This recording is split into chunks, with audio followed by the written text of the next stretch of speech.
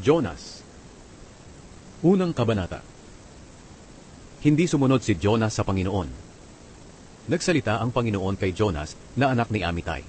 Sinabi niya, "Pumunta ka agad sa Ninive, ang malaking lungsod, at bigyan mo ng babala ang mga taga roon, dahil umabot na sa aking kaalaman ang kanilang kasamaan."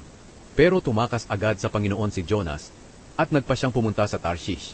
Pumunta siya sa Joppa at nakakita siya roon ng barkong paalis, papuntang Tarshish.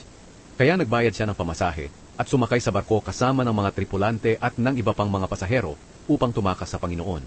Nang nasa laot na sila, nagpadala ang Panginoon ng napakalakas na hangin at halos mawasak na ang barko. Kaya natakot ang mga tripulante at ang bawat isa sa kanila ay humingi ng tulong sa kani-kanilang Diyos.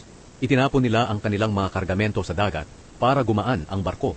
Si Jonas naman ay nakababa na noon sa ilalim na bahagi ng barko.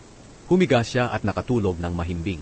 Pinuntahan siya ng kapitan ng barko at sinabi sa kanya, "Nagagawa mo pang matulog sa ganitong kalagayan? Bumangon ka at humingi ng tulong sa iyong Diyos. Baka sakaling maawa siya sa atin at iligtas niya tayo sa kamatayan." Nag-usap-usap ang mga tripulante. "Magpalabunutan na lang tayo upang malaman natin kung sino ang dahilan ng pagdating ng sakunang ito sa atin." At nang magpalabunutan na sila, nabunot ang pangalan ni Jonas. Kaya kinausap nila siya, "Gusto naming malaman kung sino ang dahilan ng pagdating ng sakunang ito. Sabihin mo kung ano ang iyong hanap buhay at kung saan ka nanggaling. Sabihin mo rin sa amin kung taga saan ka at anong lahi mo." Sumagot si Jonas, "Ako ay Hebreyo at sumasamba sa Panginoon, ang Diyos sa langit na lumikha ng dagat at ng lupa." Kaya lubhang natakot ang mga tripulante dahil sinabi na sa kanila ni Jonas na tumatakas siya sa Panginoon. Sinabi nila sa kanya, "Ano itong ginawa mo?" At nang lalo pang lumakas ang hangin, sinabi ng mga tripulante kay Jonas, "Ano ang gagawin namin sa iyo para kumalma ang dagat at nang makaligtas kami sa kapahamakan?" Sumagot si Jonas sa kanila, "Buhatin ninyo ako at ihagi sa dagat at kakalma ito, sapagkat alam kong ako ang dahilan kung bakit dumating ang napakalakas na hangin na ito." Hindi nila sinunod si Jonas. Sa halip, sinikap ng mga tripulante na sumagwan papunta sa dalampasigan.